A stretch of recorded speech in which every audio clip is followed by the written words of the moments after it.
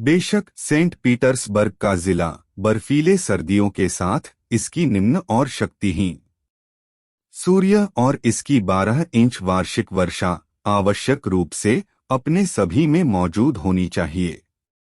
वनस्पति और पशु जीवन की घटनाएं उल्लास के विपरीत। न्यू ग्रेनाडा की समृद्धि। हालांकि यह बिल्कुल विपरीत नहीं है। चरम। पृथ्वी की सतह पर कुछ ऐसे क्षेत्र हैं जो वास्तव में हैं वर्षा रहित, और यह वे हैं जो हमें वास्तविक और वास्तविक विपरीत के साथ प्रस्तुत करते हैं। अमेज़न देश की शानदार वनस्पति और भरपूर जीवन। इनमें वर्षा रहित क्षेत्र अनिवार्य रूप से मौन, वीरानी और मृत्यु हैं। कोई पौधा नहीं कर सकता बढ़ना, कोई जानवर नहीं रह सकता। मनुष्य को भी हमेशा के लिए और निराशाजनक रूप से बाहर कर दिया गया है। अगर पशु और वनस्पति जीवन की विपुल बहुतायत ने उसे कुछ में बंद कर दिया। माप उन क्षेत्रों से जो गर्मी और नमी की अधिकता से बहुत विपुल हो जाते हैं। उनकी कुल अनुपस्थिति अभी भी अधिक प्रभावी रूप से उन्हें इनमें घर बनाने से मना करती है। वे इसलिए सूखी और बंजर रेत के विशाल अपशिष्ट बन जाते हैं जिसमें कोई जड़ नहीं मिल सकती। पोषण और सुनसान चट्टानें जिनसे एक लाइकेन भी नहीं चिपक सकता। पृथ्वी पर सबसे व्यापक और उल्लेखनीय वर्षा रहित क्षेत्र एक विशाल पथ है। अफ्रीका के आंतरिक और उत्तरी भाग और दक्षिण पश्चिम में फैली हुई है। एशिया का हिस्सा। लाल सागर दक्षिण से इस पथ में प्रवेश करता है और इस प्रकार इसके रूप की रूपरेखा और निरंतरता को तोड़ता है, बिना हालांकि परिवर्तन या अनिवार्य रूप से इसके चरित्र को संशोधित करना। हालांकि यह इसे विभाजित करता है और अलग अलग करता है। इस विभाजन से जो भाग बनते हैं उनके अलग अलग नाम दिए गए हैं। एशियाई भाग को अरब डेजर्टा कहा जाता है। अफ्रीकी पथ का नाम प्राप्त हुआ है सहारा, जबकि इन दोनों के बीच मिस्र के पड़ोस में बंजर क्षेत्र को केवल मरुस्थल कहा जाता है। हालांकि पूरे ट्रैक्ट को चिह्नित किया गया है सर्वत्र एक सर्वव्यापी चरित्र के साथ सब्जी की अनुपस्थिति और नतीजतन वर्षा की अनुपस्थिति के कारण पशु जीवन की एका उदय। इसके केंद्र में ऊंचे पहाड़ों की श्रृंखला की वर्षा पैदा करने के लिए हवा से नमी शायद पूरे विशाल कचरे को में बदल देगी। हरे भरे और उपजाऊ और आबादी वाले क्षेत्र के रूप में दुनिया में किसी भी क्षेत्र के रूप में जैसा कि है ऐसे पहाड़ नहीं हैं। पूरा ट्रैक्ट लगभग समतल है और बहुत कम है। समुद्र से ऊपर की में कई 100 मील की दूरी पर भीतर भूमि सतह से कुछ 100 फीट की ऊंचाई तक ही उठती है।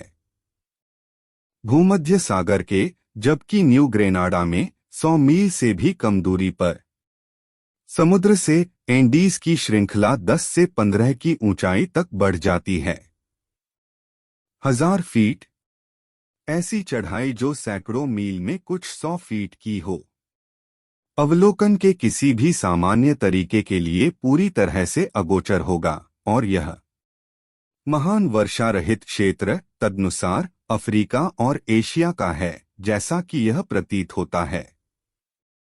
यात्री एक विशाल मैदान 1000 मील चौड़ा और 5000 मील लंबा मृत एक रास्ता के लिए केवल एक महत्वपूर्ण रुकावट के साथ जो शासन करता है वह अपवाद हर जगह मौन और एकांत के विशाल विस्तार पर फलदायिता और जीवन का एकल अंतराल नील नदी की घाटी है। हालांकि वास्तव में इस मैदान की निरंतरता में 3 रुकावटें हैं। हालांकि उनमें से केवल एक ही इसके लिए किसी भी महत्वपूर्ण रुकावट का गठन करता है। बांझपन। वे सब के सब घाटियां हैं जो उत्तर से दक्षिण तक फैली हुई हैं और अगल बगल लेटे हुए। इन घाटियों का सबसे पूर्वी भाग इतना गहरा है कि इसका पानी समुद्र दक्षिण से इसमें प्रवाहित होता है, जिससे एक लंबा और संकरा इनलेट बनता है जिसे कहा जाता है लाल सागर। जैसा कि यह इनलेट समुद्र के साथ स्वतंत्र रूप से संचार करता है, यह हमेशा लगभग होता है समान स्तर, और चूंकि इससे होने वाला वाष्पीकरण वर्षा उत्पन्न करने के लिए पर्याप्त नहीं है, यह यहाँ तक कि अपने तटों में खाद भी नहीं डालता। इसकी उपस्थिति के सुनसान दृश्यों को बदलता है। परिदृश्य यह सच है, इसके बजाय हमें देखने के लिए बढ़ते पानी देकर ड्राइविंग रेत, लेकिन यह सब है सिवाय एक अंग्रेज के तमाशे के। स्टीमर गुजर रहा है थके हुए अंतराल पर, इसके सुनसान विस्तार पर, और कुछ मोल्डिंग। इसके पूर्वी किनारे पर प्राचीन शहरों के अवशेष हैं। यह शायद ही कोई संकेत देता है जीवन का। इसलिए यह एकांत के नीरस पहलू को दूर करने के लिए बहुत कम करता है, और उजाड़ जो उस क्षेत्र पर शासन करता है जिसमें उसने घुसपैठ की है। जिन 3 घाटियों का हमने उल्लेख किया है, उनमें से सबसे पश्चिमी घाटियां केवल थोड़ी सी हैं। मरुद्यानों की एक रेखा द्वारा चिह्नित भूमि की सतह का अवसाद है। भूमध्य सागर के पानी को प्रवेश करने के लिए पर्याप्त नहीं है, न ही कोई वर्षा होती है घाटी के किसी भी हिस्से पर जो इसे एक बिस्तर बनाने के लिए पर्याप्त बनाता है। धारा स्प्रिंग्स मुद्दा, हालांकि यहाँ और वहाँ कई जगहों पर से जमीन और घाटी के साथ रेत के माध्यम से रिश्ते हुए थोड़ा उर्वरता देते हैं। डिल्स लंबी और संकरी, जो इसके विपरीत है कि वे इसके साथ बनाते हैं। आसपास की वीरानी, हरियाली और सुंदरता के अधिकारी होने के लिए यात्री को प्रतीत होती है स्वर्ग। इन मरुस्थलों की एक रेखा इस पश्चिमी अवसाद के साथ साथ फैली हुई है, और उनमें से कुछ काफी हद तक हैं।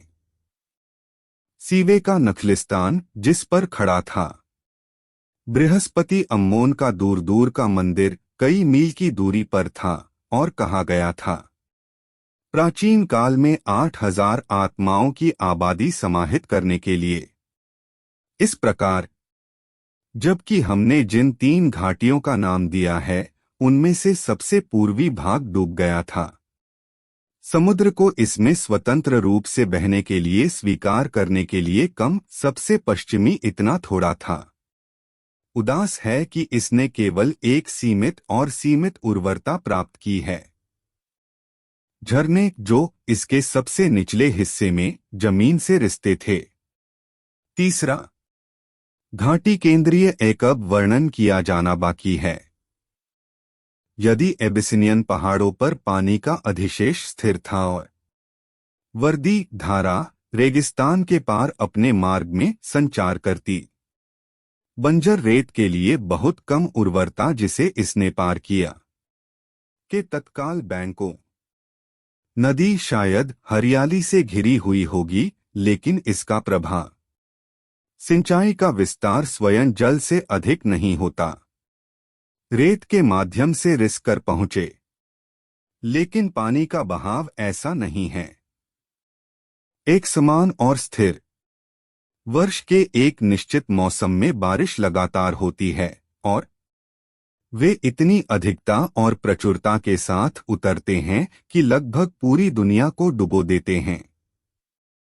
जिन जिलों में ये पड़ते हैं, पहाड़ की ओर से भारी जलधाराएं बहती हैं। घाटियां जलमग्न हैं, मैदानी भाग मोर्सिस में बदल जाते हैं और मोर्सिस झीलों में बदल जाते हैं। में एक शब्द देश आधा जलमग्न हो जाता है और जल का संचित द्रव्यमान बड़ी ताकत और हिंसा के साथ रेगिस्तान की मध्य घाटी की ओर भागेगा, जो उनका एकमात्र आउटलेट बनाता है यदि मार्ग संकरा था और यदि यह कोई बना है। समुद्र में अपने पाठ्यक्रम में काफी गिरावट, हालांकि यह संकीर्ण नहीं है और वंश बहुत छोटा है। रेगिस्तान की सतह में अवसाद जिसके माध्यम से पानी बहता है 5 से 10 मील चौड़ा है और हालांकि यह लगभग 2 है। हजारों मील बरसाती जिले से रेगिस्तान के उस पार समुद्र तक देश के लिए पूरी दूरी लगभग समतल है। विशेष रूप से केवल पर्याप्त वंश है। अंतिम 1000 मील उत्तर की ओर एक बहुत ही कोमल धारा निर्धारित करने के लिए धारा का जल। इन परिस्थितियों में भारी मात्रा में पानी गिरता है। इन जलमग्न उष्णकटिबंधीय वर्षा में बरसाती जिला पूरे में फैल जाता है। घाटी और एक समय के लिए एक विशाल झील बनाती है जो लंबाई में फैली हुई है। रेगिस्तान की पूरी चौड़ाई। यह झील बेशक 5 से 10 मील चौड़ी है और 1000 मील लंबा। इसमें पानी उथला और गंदला है और इसमें एक है। उत्तर की ओर कोमल धारा। बारिश लंबाई में काफी हद तक बंद हो जाती है, लेकिन पानी खत्म होने और घाटी को सूखने के लिए कुछ महीनों की आवश्यकता होती है। जैसे ही यह चला जाता है, जमीन की पूरी सतह से उगता है जो इस प्रकार सबसे अधिक रैंक और विलासी वनस्पति जलमग्न हो गई है। यह वनस्पति, जिसे अब पूरी तरह से नियंत्रित किया जाता है, मनुष्य के हाथों में होनी चाहिए। अपने मूल और आदिम अवस्था में एक बहुत ही अजीब चरित्र का रहा है। यह जरूरी है में केवल ऐसे पौधे शामिल हैं जो होने की स्थिति में मौजूद हो सकते हैं। जिस मिट्टी में वे बढ़े वह साल के 1/4 के लिए पूरी तरह से पानी के नीचे पड़ी रही। इस परिस्थिति ने शायद नील नदी की घाटी को होने से रोक दिया। भूमि के अन्य उपजाऊ इलाकों की तरह अपने मूल राज्य में वनों से घिरा हुआ के लिए। इसी कारण जंगली जानवर कभी इसका शिकार नहीं हो सकते थे। जंगल नहीं थे उन्हें शरण देने के लिए, और उनके लिए कोई शरण या आश्रय नहीं बल्कि सूखे और बंजर रेगिस्तान। वार्षिक बाढ़ की अवधि के दौरान यह सबसे असाधारण घाटी। इस प्रकार ऐसा प्रतीत होता है कि प्रकृति ने स्वयं को विशेष के लिए बनाया और संरक्षित किया है। मनुष्य का आधिपत्य। ऐसा लगता है कि उसने खुद इसे उसके लिए रिजर्व में रखा है। सृष्टि की बहुत सुबह हर पौधे और हर एक में प्रवेश से इनकार करना। जानवर जो उसके अधिवास और नियंत्रण में बाधा या विघ्न डाल सकता है। और अगर वह थे, इसे अभी 1000 साल के लिए त्याग दें और फिर एक बार फिर से इस पर लौटें, वह करेगा। उसे वैसे ही पाओ जैसे उसने उसे छोड़ा था, अपने तत्काल कब्जे के लिए तैयार। वहां यह नहीं होगा। जंगली जानवर जिन्हें उसे पहले बाहर निकालना होगा, और कोई पेचीदा जंगल नहीं उगता। ऊपर की उसकी कुल्हाड़ी को पहले हटा देना चाहिए। इसे धारण करने वाली प्रकृति पतिव्रता है। दुनिया के बगीचे क्रम में, और वह साधन और मशीनरी जिसके द्वारा वह संचालन समुद्र की भव्य वाष्पीकरणशील सतहें हैं, उष्णकटिबंधीय की किरणें, सूरज, एबिसिनियन पर्वत के ऊंचे शिखर और उत्पाद के रूप में, और इन सभी साधनों का परिणाम गर्मी की बारिश की महान आवधिक बाढ़। इन्हीं या कुछ अन्य कारणों से मिस्र पर सबसे अधिक मनुष्य का कब्जा रहा है। दूरस्थ पुरातनता। मानव जाति का सबसे पुराना रिकॉर्ड 3000 बना वर्षों पहले मिस्र के बारे में बात करें कि वह तब प्राचीन था जब वे लिखे गए थे, है ही नहीं। परंपरा मौन है, लेकिन स्वयं कल्पित कथा भी इसकी कहानी बताने का प्रयास नहीं करती है। उसकी आबादी की उत्पत्ति। यहाँ सबसे पुराने और सबसे स्थायी स्मारक हैं जिसे मानव शक्ति कभी भी उठा पाई है। हालांकि यह कुछ हद तक है दौड़ के गौरव को अपमानित करने के लिए कि सबसे उदात्त और गौरवशाली जैसा, साथ ही मनुष्य के अब तक के सभी कार्यों में सबसे स्थायी और स्थिर है। पूरा किया, लेकिन जलोढ़ की एक पतली परत की घटनाएं और सहायक हैं। उर्वरता, गर्मियों की बौछारों के पानी के कम होने से रेत पर छोड़ दिया गया। नील नदी के जलोढ़ का सबसे महत्वपूर्ण भाग उत्तरी भाग है, जहां घाटी चौड़ी होती है और समुद्र की ओर खुलती है, जिससे एक त्रिभुजाकार मैदान बनता है। प्रत्येक पक्ष पर लगभग 100 मील की लंबाई, जिसके ऊपर पानी। नदी बड़ी संख्या में अलग अलग खाड़ियों और चैनलों में बहती है। पूरा इलाका एक विशाल घास का मैदान बनाता है, जहां हर जगह धीमी गति से बहने वाली धाराएं मिलती हैं। पानी और इसकी सतह पर उर्वरता के सबसे करामाती चित्र प्रस्तुत करना। बहुतायत और सुंदरता। इस क्षेत्र को नील नदी का डेल्टा कहा जाता है। तट पर समुद्र उथला है और उपजाऊ देश निक्षेपों द्वारा निर्मित है। ऐसा लगता है कि नदी तट की रेखा से कुछ आगे निकली हुई है। हालांकि भूमि पिछले 1800 के लिए स्पष्ट रूप से उन्नत नहीं हुई है। वर्षों यह कुछ हद तक संदिग्ध हो सकता है कि क्या संपूर्ण स्पष्ट है। फलाव तट की प्राकृतिक रचना के कारण नहीं है, बल्कि किसी के कारण है। नदी की क्रिया द्वारा किए गए परिवर्तन। नील नदी का डेल्टा अपने आप में इतना समतल है और नदी के स्तर से बहुत कम ऊपर उठा हुआ है। भूमध्य सागरीय की भूमि लगभग उसी सतह की निरंतरता प्रतीत होती है। समुद्र के साथ केवल नीले पानी के बजाय सफेद कलगी वाली लहरों के साथ हम लहराते हुए अनाज के व्यापक पथ हैं और भूमि के कोमल झुंडों के साथ ताज पहनाया जाता है। बस्तियों और गांवों। तट के पास पहुंचने में नाविक के पास कोई दूर का दृश्य नहीं होता है। इस सब हरियाली और सुंदरता की यह इतना नीचे है कि यह क्षितिज के नीचे जारी है, जब तक जहाज किनारे पर न हो। पहला स्थल चिन्ह वास्तव में जो सीमैन बनाता है, पेड़ों के शीर्ष पानी से स्पष्ट रूप से बढ़ रहे हैं, या एक ओबेलिस्क का शिखर या एक स्तंभ की राजधानी जो किसी प्राचीन स्थान को चिह्नित करता है। और जीर्णशीर्ण शहर, सबसे पूर्वी चैनल जिसके द्वारा नदी का पानी अपना रास्ता खोजता है। डेल्टा के माध्यम से समुद्र को कहा जाता है क्योंकि यह मानचित्र पर चिह्नित देखा जाएगा। पेलुसियक शाखा के उपजाऊ क्षेत्र की लगभग सीमा बनाती है। डेल्टा पूर्व की ओर के पास पेलुसियम नाम का एक प्राचीन नगर था। इसका मुंह, बेशक यह मिस्र का पहला शहर था जिस तक वे लोग पहुंचे, के तटों के साथ यात्रा करते हुए पूर्व की ओर भूमि से पहुंचे। भूमध्य सागर।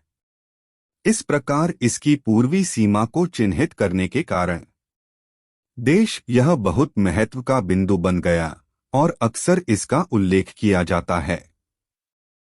प्राचीन काल के इतिहास। दूसरी ओर नील नदी के सबसे पश्चिमी मुहाने को कैनोपिक कहा जाता था। मुह कैनोपिक मुहाने से पेलुसियम तक तट के साथ की दूरी थी, लगभग 100 मील। तट की रूपरेखा पूर्व में थी क्योंकि यह अभी भी जारी है होना बहुत अनियमित और पानी उथला। रेत के विस्तारित किनारे उभरे हुए समुद्र में और स्वयं समुद्र में मानव प्रतिशोध में अनगिनत खाड़ियों का निर्माण किया और प्रवेश द्वार और लैगून भूमि में इस अनियमित और अनिश्चित सीमा के साथ नील नदी का पानी और भूमध्य सागर की लहरें हमेशा के लिए कायम रहीं। युद्ध ऊर्जा के साथ लगभग बराबर की अब 1800 के अंतराल के बाद जब से प्रतियोगिता की स्थिति दर्ज की जाने लगी, तब से कोई भी पक्ष दर्ज नहीं किया गया है। पाया गया कि दूसरे पर कोई प्रत्यक्ष लाभ प्राप्त किया है। नदी लाती है, रेत नीचे गिरती है और समुद्र पूरी लाइन को बनाए रखते हुए उन्हें लगातार वापस ले जाता है। तट को ऐसी स्थिति में रखना कि वह अत्यंत खतरनाक और कठिन हो जाए। आदमी तक पहुंच का नील नदी की घाटी के इस वर्णन से यह स्पष्ट हो जाएगा कि इसने देश जो प्राचीन काल में अलग थलग और एकांत में था, बहुत ही आश्चर्यजनक रूप से तरीके से बाकी दुनिया से यह हर तरफ रेगिस्तान से पूरी तरह से बंद था। बगल में जमीन से और शोल और सैंडबार और नेविगेशन के अन्य खतरे जो तट की रेखा को चिन्हित करता था। ऐसा प्रतीत होता था कि समुद्र के द्वारा पहुंचना मना है। यहाँ है कई युगों तक अपने ही मूल निवासी प्राचीन राजाओं के शासन में रहा। इसका जनसंख्या शांतिपूर्ण और मेहनती थी। इसके विद्वान पूरे विश्व में प्रसिद्ध थे। उनकी शिक्षा, उनके विज्ञान और उनके दर्शन के लिए दुनिया यह इन युगों में था, इससे पहले कि अन्य राष्ट्रों ने इसकी शांति में घुसपैठ की थी। एकांत की पिरामिड बनाए गए थे और विशाल मोनोलिथ खुदे हुए थे और उन विशाल मंदिरों को पाला गया जिनके भग्न स्तंभ अब अजूबे हैं। मानवता इन दुर्गम युगों के दौरान भी मिस्र अब की तरह ही देश था। चिरस्थायी उर्वरता और प्रचुरता। मिस्र में हमेशा मक्का रहेगा। कहीं और अकाल भड़क सकता है। अरब में पड़ोसी देशों और जनजातियों, फिलिस्तीन और सीरिया ने इसके लिए अपना रास्ता खोज लिया। तदनुसार रेगिस्तान के पार पूर्वी पक्ष जब आवश्यकता से प्रेरित था और इस प्रकार संचार का एक रास्ता खोल दिया। पर फारसी राजाओं की लंबाई उनके साम्राज्य को पश्चिम की ओर विस्तारित करने के बाद भूमध्य सागरीय पेलुसियम के लिए एक ही सड़क से पहुंच पाया और वहां से निकल गया और देश को जीत लिया। अंत में लगभग 250 साल पहले क्लियोपेट्रा सिकंदर महान का समय, जब उसने फारसी साम्राज्य को उलट दिया, मिस्र पर कब्जा कर लिया और इसे अन्य फारसी प्रांतों के साथ जोड़ लिया। उसके अपने प्रभुत्व सिकंदर के साम्राज्य के विभाजन के समय उसकी मृत्यु के बाद मिस्र टॉलेमी नाम के उनके एक सेनापति के पास गिर गया। टॉलेमी ने इसे अपना राज्य बनाया और उसकी मृत्यु पर उसके उत्तराधिकारियों को छोड़ दिया। संप्रभुओं की एक लंबी कतार ने उसे सफलता दिलाई, जिसे जाना जाता है टॉलेमीज के राजवंश के रूप में इतिहास में ग्रीक राजकुमारों एक पर शासन करते हुए। मिस्र का क्षेत्र क्लियोपेट्रा पंक्ति में 11वीं की बेटी थी। टॉलेमी की राजधानी अलेक्जेंड्रिया थी। सिकंदर के समय तक विजय मिस्र के पास कोई बंदरगाह नहीं था। साथ में कई लैंडिंग स्थल थे। तट लेकिन कोई उचित बंदरगाह नहीं। वास्तव में मिस्र में तब बहुत कम वाणिज्यिक था। दुनिया के बाकी हिस्सों के साथ संभोग कि उसे शायद ही किसी की जरूरत थी। सिकंदर के हालांकि इंजीनियरों ने तट की खोज में एक बिंदु पाया जो दूर नहीं था। नील नदी का कैनोपिक मुहाना जहां पानी गहरा था और जहां एक द्वीप द्वारा संरक्षित लंगरगाह मैदान। सिकंदर ने वहां एक शहर बसाया जो उसने अपने ही नाम से पुकारा। उन्होंने कृत्रिम उत्खनन और द्वारा बंदरगाह को सिद्ध किया। तटबंध, एक ऊंचे प्रकाशस्तंभ का पालन पोषण किया गया जिसने दिन के समय 1 मील का पत्थर बनाया और भूमध्य सागर की गलियों का मार्गदर्शन करने के लिए रात में एक धधकते तारे का प्रदर्शन किया। में बंदरगाह को नील नदी से जोड़ने के लिए एक नहर बनाई गई थी और गोदाम थे। माल के भंडार को शामिल करने के लिए बनाया गया। एक शब्द में अलेक्जेंड्रिया बन गया। एक बार एक महान वाणिज्यिक राजधानी। यह कई शताब्दियों के लिए की सीट थी। टॉलेमी की शानदार सरकार और इतनी अच्छी तरह से इसकी स्थिति को चुना गया था। इरादा प्रयोजनों के लिए कि यह अभी भी जारी है 20 साल बीत जाने के बाद। सदियों की क्रांति और परिवर्तन के प्रमुख एम्पोरियम में से एक।